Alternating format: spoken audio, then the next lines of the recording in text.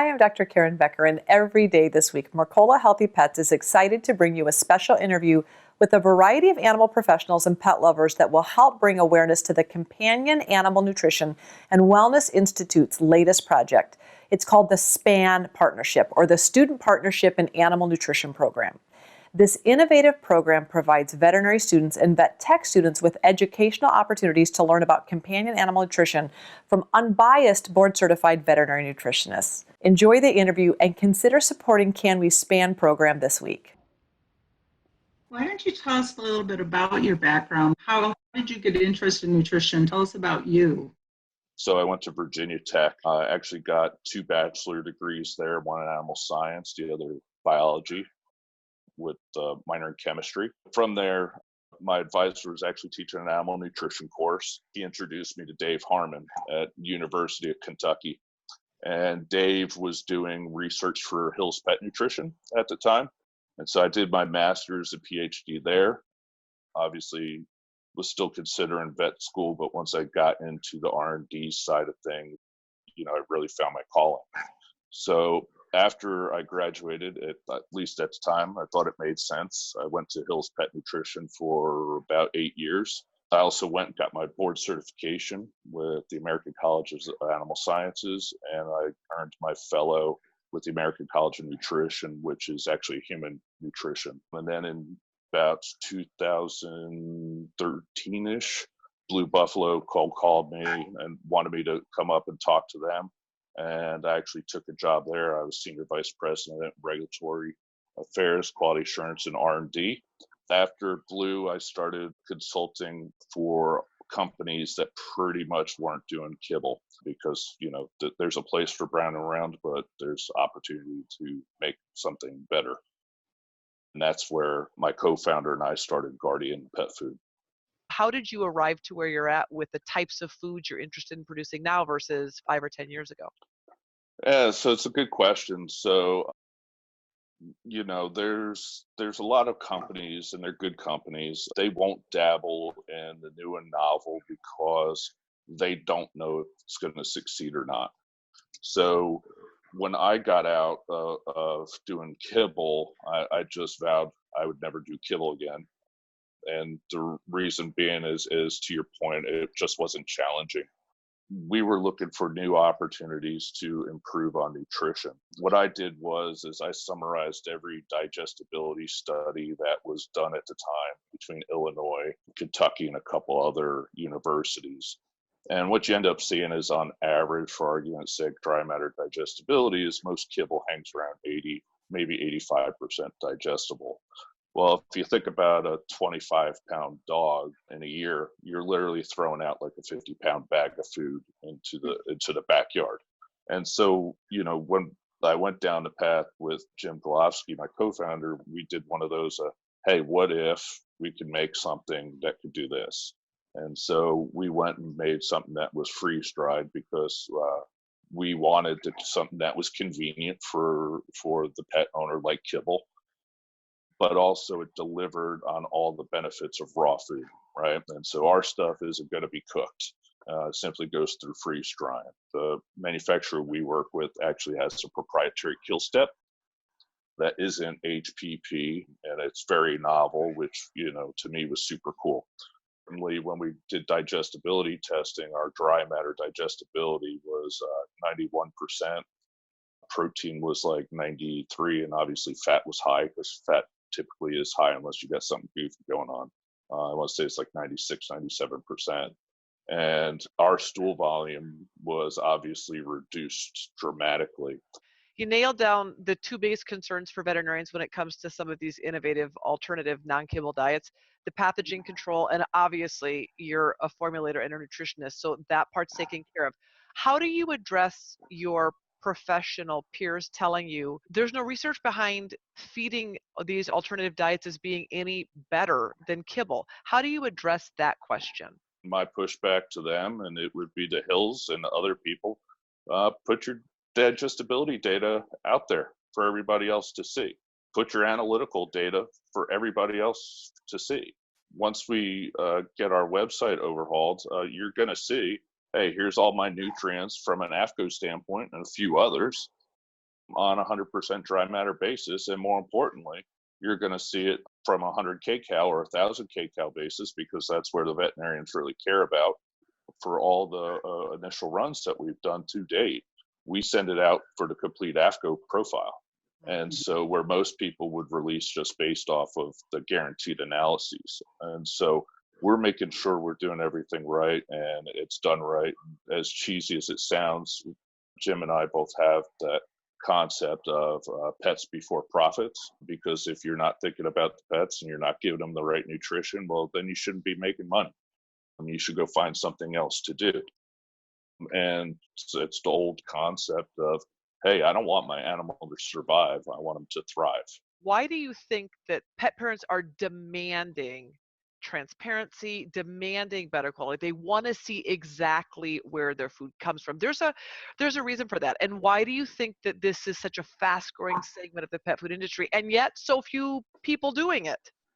Yeah, so I think a lot of it comes back to, the unfortunate thing of the melamine recall. And I'm sure we've all lived through that and had different pain points on there.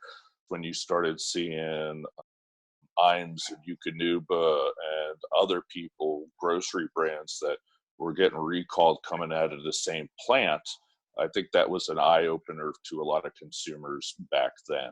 And whenever you have some sort of recall that goes on, and then all of a sudden you find out that, hey, you know what, my super premium food that I'm paying $100 a bag for, 20 pounds is being made at the same place that I could be buying another food for $10 for 50 pounds. It has a lot of people questioning, what are they truly getting for their money?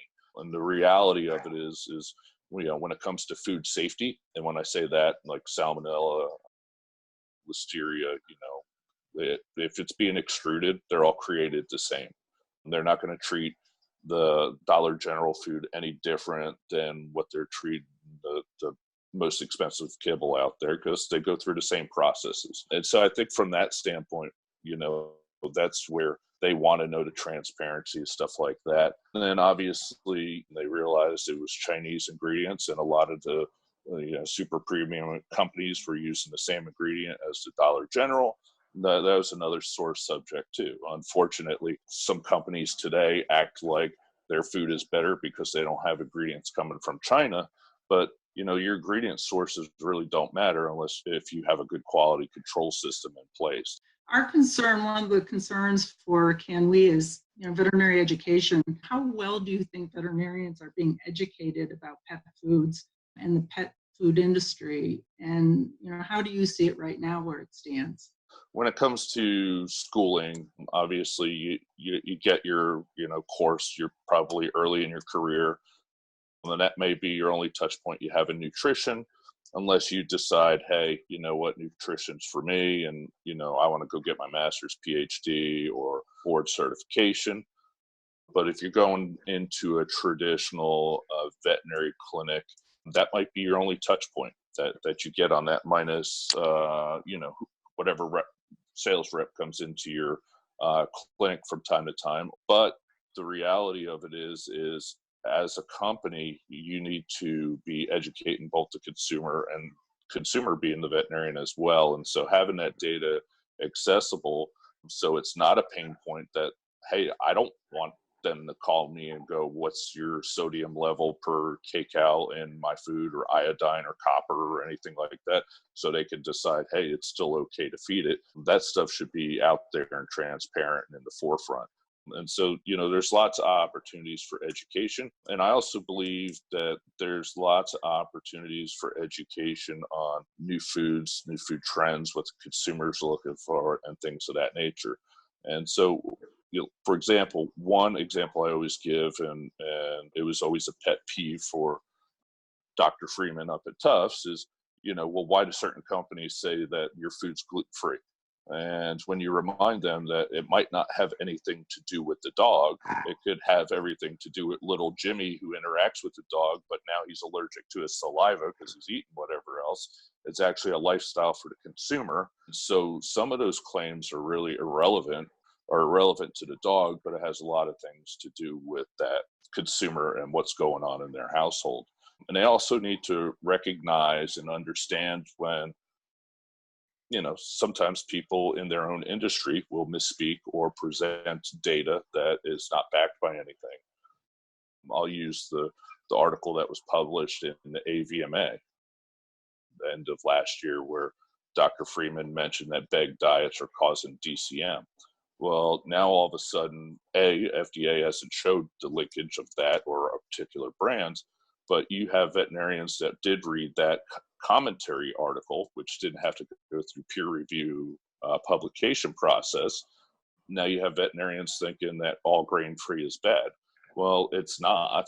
There's no data to support it, but you have people, and I deal with it all the time from friends, is, hey, I went to the vet, they asked me if I was on grain-free, I need to get off, and I should feed this. And I was like, well, did your dog have any of these signs? And they say no.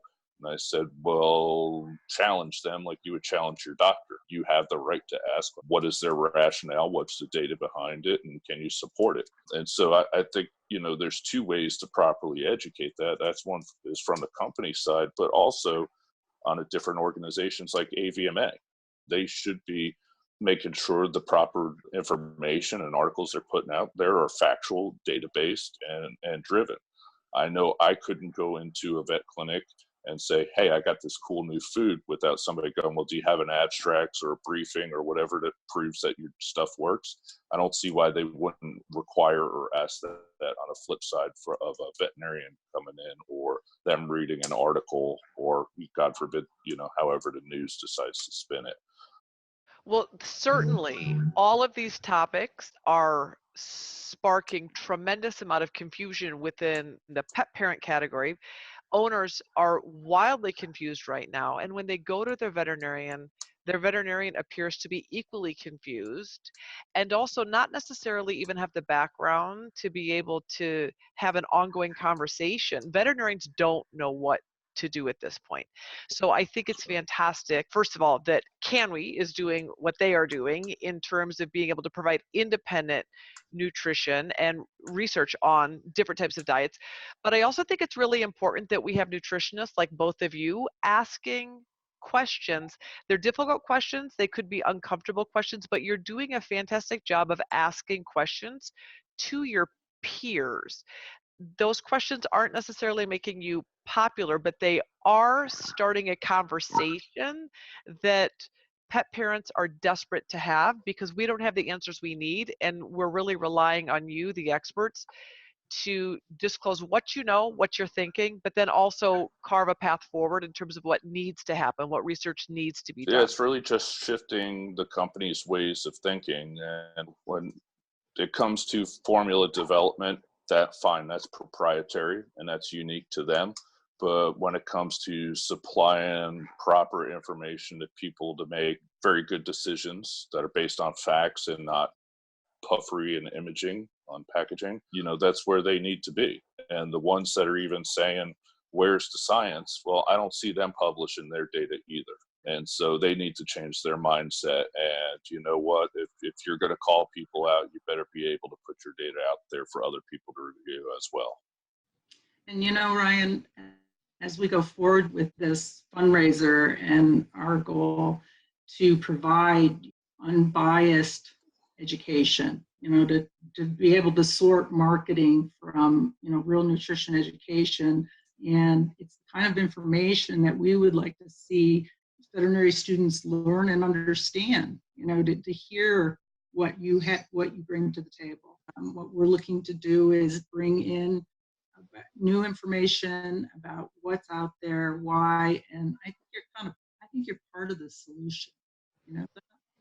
We appreciate the fact that you're asking the entire industry difficult questions to answer, but you are going and finding those answers, and most importantly, you're publicly providing them transparently and honestly with what you're finding. And for that, we appreciate you leading the way to the next generation of super transparent pet food companies.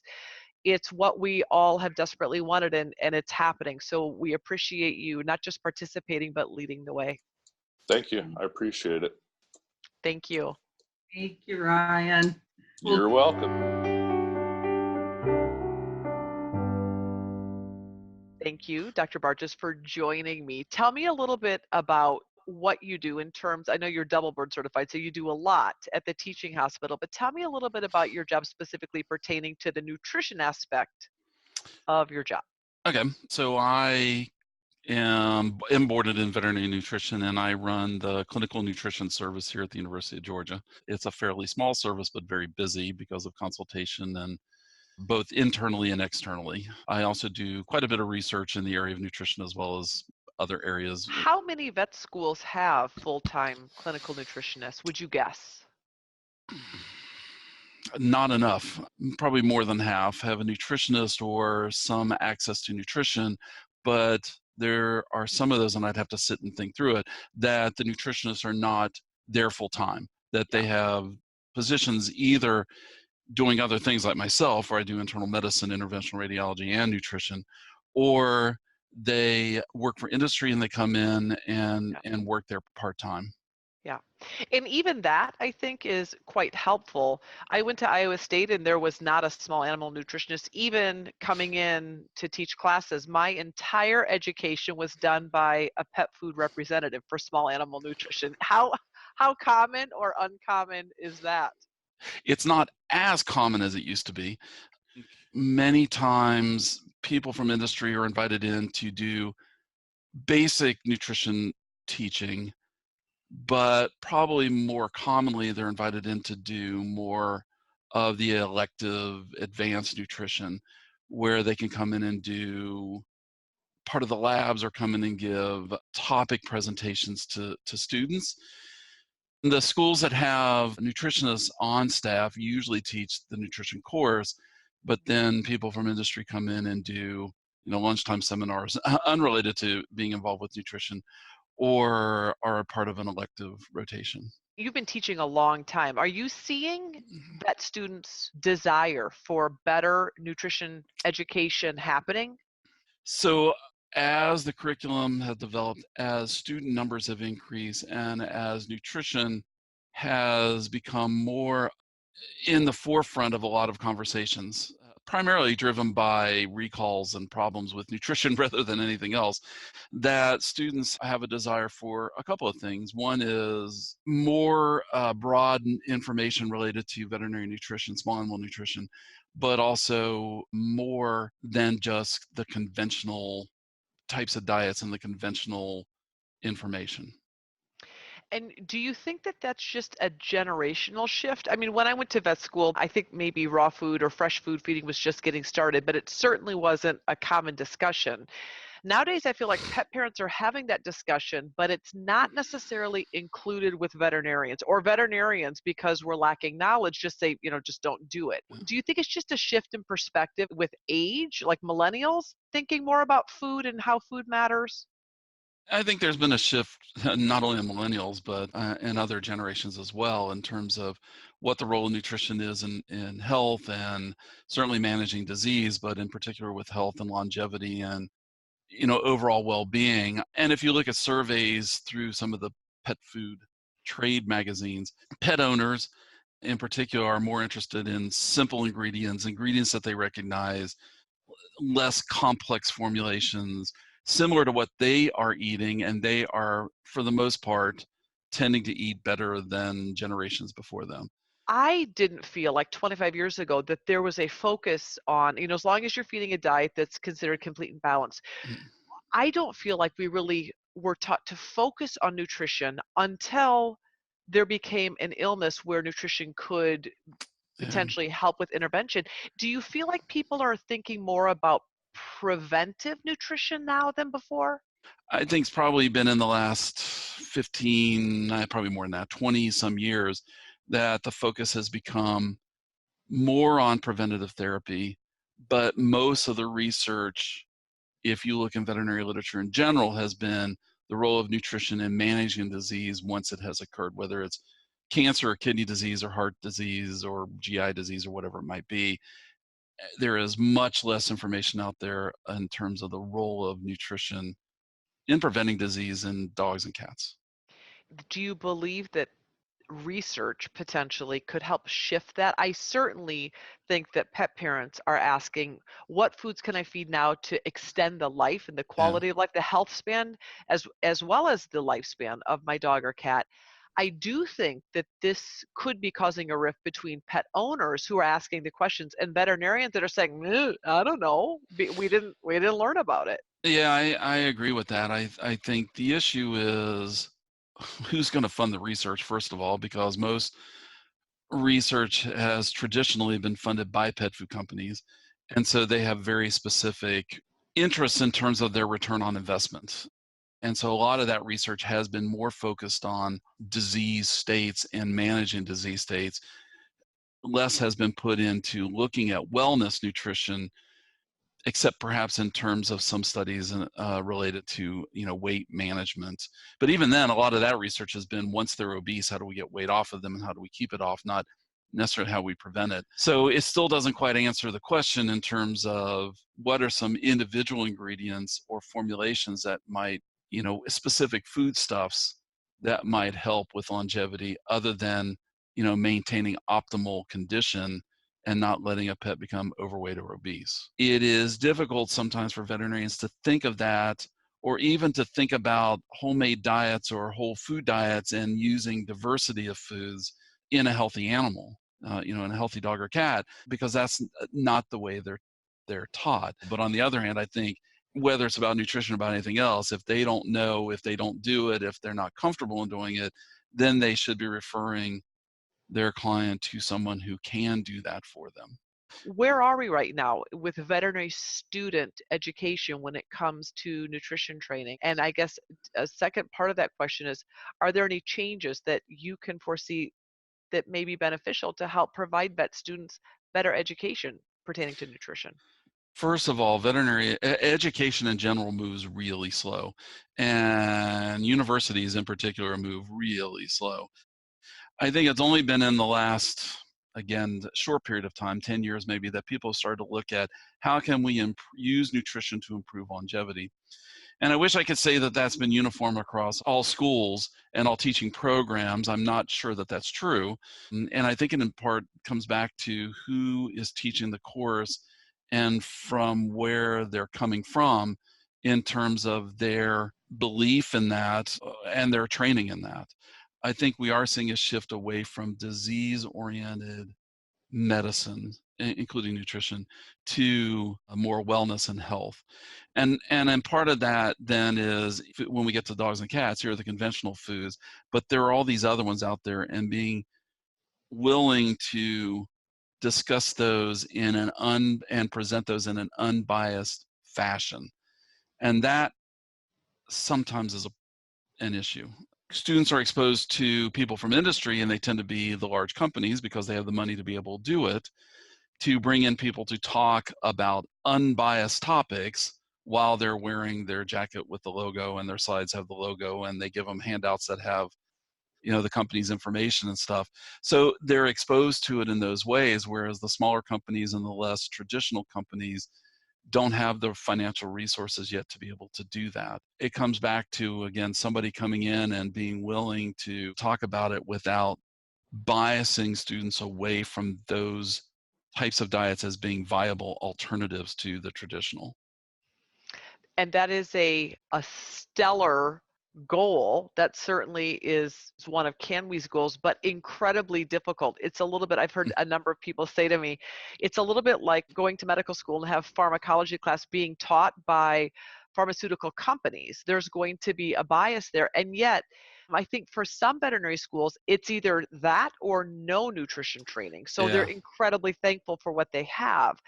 But it does give pause for recognizing that there could be relationships there, or there's a perspective there that needs to be evaluated when you're thinking about where the information's coming from, for sure. And you just got to realize when people come in and give you pizza and a pen that says one of the large pet food companies' name, that, that's fine. Take advantage of it and get your Of free course. food. But they're not doing it because they love you. They're doing that because they want you to be familiar, like feeding programs. They want you to be familiar with the diets. And so when you go out, what are you going to recommend? Yeah, of course. The diets that you're familiar with. when I show the students in some of these things, like, Blue Buffalo lost the lawsuit because of byproduct being in an ingredient that wasn't supposed to be byproduct, but then I show them the court thing that says the executive vice president of purchasing for Purina admitted in open court that they purchased the same thing and use it in a food that was said to be byproduct free.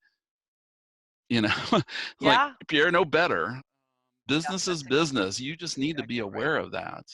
Again, it takes somebody to sit down and talk to students or present to students, that perspective. Every 3 weeks, I go down to community practice and I present them very not traditional nutrition. And when I start showing them this information, they're usually, not all, there's usually some that fight, but most of the students come out of it saying, well, I didn't understand that. I didn't appreciate that. I didn't realize, what feeding trials actually mean or don't mean, and how not regulated they are, how much research there really isn't. And it sort of makes them a little uncomfortable and shifts their, thinking or paradigm or whatever you want to call it. Large pet food companies and traditional pet foods are not bad. I mean, dogs and cats have done well for decades on them, but they're designed to be for an average pet and to provide adequate nutrition. And the question becomes, and this is where usually veterinarians push back, is the less traditional diets may have a potential to provide better nutrition, but we don't have that data. And you can alienate your pet owners by saying, feed Hills, Purina, or Royal Canin, or you can listen to them and say, I don't know about that diet, but let me find out about it and let's talk about it and let me learn from this. And you bring up a very valid point. We've got, average diets for sustaining average health. We have, certainly from my perspective, we have thousands, if not millions, of pet parents saying, I don't want average health for my dog or Right. cat. I'm looking for superior health. And yet we don't have the research to show them Right. that homemade, fresh, organic, free range foods are necessarily any healthier. That research hasn't been done. So people are going off of common sense. They're going off of what the grandma told them. They're going off of some deductions that seem logical, and yet veterinarians don't have any studies to show them. The problem with that for me, for the veterinarians, is, again, their conclusion is, it doesn't stop at, we don't have data. It moves to, therefore, these are not good. Yes. And even though that is based on what we do, we don't eat the same pre-made food meal after meal, day after day for, all of our life. And I think what happens is students are taught, I know students are taught, it's nutrients, not ingredients. So if you provide X amount of protein, it doesn't matter where the protein's coming from, it's going to be good. And that's true to an extent. It's going to be adequate for a healthy pet. The question becomes, what happens if you change the proteins or you use whole proteins rather than, meal byproducts or whatever? Can you get something better? And we don't have the data to say it's better, but the converse of that is, that doesn't mean it's worse. Yeah. And if the owners want to do that, then why and talk them out of it? Why not find out for yourself rather than saying feed one of these 3 or 4 brands of food? Why not say, well, then let's see how they do? When you give talks at conferences and you bring this up, that's usually how the conversation begins. And then somewhere in this, I'll say, you have all seen some dog who has eaten table scraps all of its life or has been on raw food and has never had a problem and looks better than any dog you've ever seen. And that usually quiets the whole crowd because they know they have seen those pets. Right. Which makes them start thinking about, well, maybe there is something there and maybe I need to be a little bit more open to listening to what my clients have to say and be more aware of what they're doing and learn from what they're doing. We don't have the data, but if we learn from those experiences, we develop our own database in terms of counseling clients who ask those kind of questions that you've asked. I think the other realization is there's a lot that we don't know, and how are we going to find that out is the real question. It isn't so much what do we need to know, it's how do we go and find out. And that's certainly where independent, unbiased pet food research comes into play, hence our desire to raise as much money as we can to get some of those pieces into place to be able to answer some of those questions. Yeah, absolutely. Yeah, well, I appreciate your ongoing commitment to ask questions, engage in conversations, participate in the evolution of what pet parents are asking. We really view you as a valiant leader in this space of starting conversations and keeping them going. Oh, you're welcome. We're at a point where veterinary nutrition is good, pet food nutrition is good, but the real question is, can we make it better? And I think we're past the point of the big questions: how much protein, how much fat, or whatever. And now we're to, how can we tweak it so that we can improve quality of life, help prevent disease, and provide for a longer amount of good quality of life. But we're sort of at a crossroads where we need to focus now on, are there better ingredients? Are there better ways of making commercial pet food that doesn't involve heat processing, that is whole ingredient based, or non-processed foods, whether it's raw or minimally processed by different means? Then we need to find out, actually, can I make it better? And I couldn't agree with you more that we need to be able to provide that information for all inquiring minds, industry, pet parents, Yep. veterinarians, nutritionists. We all would like to know. So thank you for participating in our ongoing quest to get those answers for everyone that's interested. Well, thank you for inviting me. We hope you enjoyed today's interview, and please consider supporting CanWe's new SPAN program to help educate the next generation of veterinary students and vet tech students about the importance of good food for pets. Donation links can be found in the article below this video.